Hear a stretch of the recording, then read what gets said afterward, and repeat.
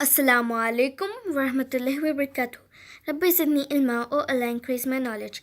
Rabbi shrah li sadri wa yassir li amri wahlul uqdatam min lisani yafqahu qawli. O my Lord, open my chest and ease my task for me, and loose the knot from my tongue that they understand my speech. Rabbi yassir wa la tu'assir wa tammim khair. Today my topic is travel manners in Islam.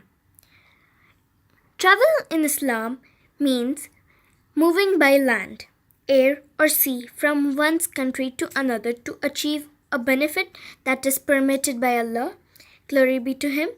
Allah, glory be to Him, ordered people to move around earth to satisfy their various needs, such as work, education, treatment, trade, tourism, and others. Allah, glory be to Him, said, "It is He who made the earth tame for you, so walk among its slopes and eat of His provision, and to Him is the resurrection." Surah Al-Mulk, ayat number 15.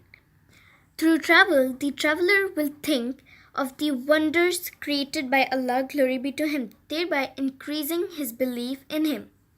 Allah, glory be to Him, said, "Say, O Muhammad, travel through the land and observe how He began creation." Surah Al-Ankabut, ayat number 20. Travel manners.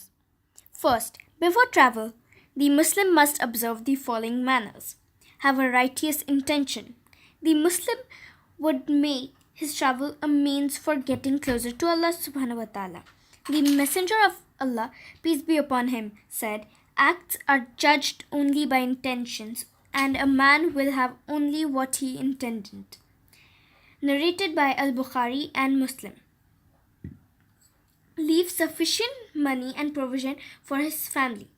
The Messenger of Allah, peace be upon him, said, "It is sufficient sin for a man that he neglects him whom he maintains." Narrated by Ahmad and Abu Dawood.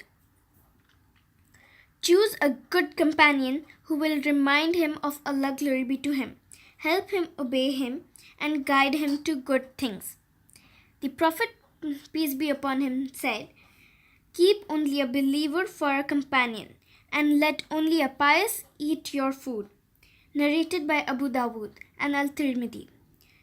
Check his identification papers that are needed for travel before leaving one's house. Read and observe the instructions on the back of the travel ticket. Observe the time of the flight. Depending on the time available to him, assist anyone who needs help with using electronic equipment at the airport to complete smart travel procedures or otherwise. Second, during travel, travelers must choose one of them as their leaders to supervise and organize accommodations, transportation, and other things. The Messenger of Allah, peace be upon him, said, "When three persons set on a journey, they should appoint one of them as their leader." Narrated by Abu Dawood.